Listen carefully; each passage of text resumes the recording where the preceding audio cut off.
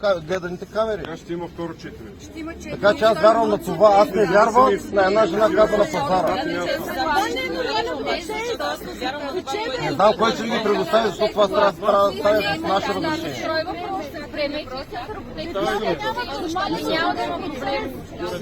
Не мислите ли и друго? Как 400 души да казват едно и всички хора, които гледат, да повярват на друг? Директно, има ли как мен да ми казват 400 човека, че не желаят да съм там? И аз затвърдя, че всичките тези 400 души, директори, заместни директори, нашата класна, която от страх се взе болничен, детето, което се предполага, че е наранено от друго. Предполага се. И тя ги е страх, защото идвате с адвокат. Всички тези хора да казват, ние не желаем, и вие да казвате, има агресия срещу нас, въпреки това, там ще сме, докато... С какво да дойдем като човек да се презентира като политик? Има ли вариант? Кога съм се презентирал като политик? Това не е важно.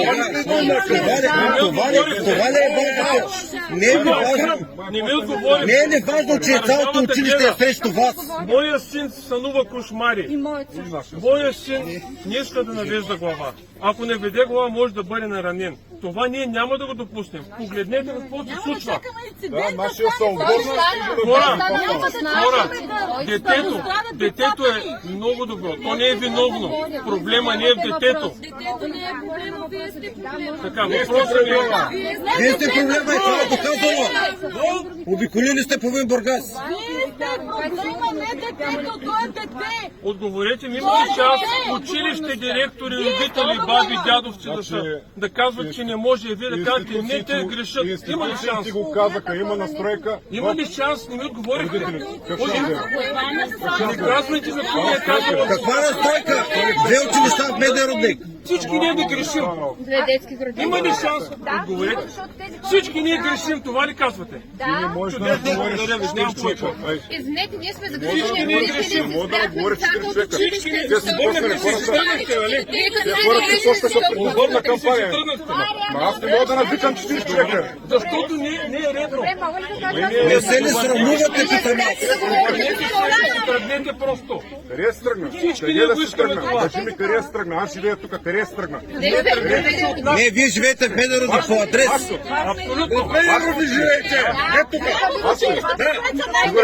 Убедени сме. Убедени сте. Нямам повече думи. Вие сигурно сте проверили и къде съм. Няма проблеми. Проверяйте. Това ви е работа. Нормално ли е да не ходят децата на училище, господине? Нормално ли е? Един месец не ходят на училище децата. Това е нормално. Защото ние сме загрижени и тях ги е страх.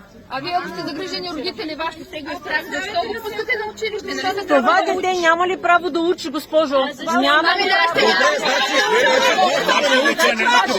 Чакате да не учат право да учат, нашите не учат в момента. Защото вие така сте избрали. Защо? Сме избрали здравето им пред образованието. Защото нямат време да учат.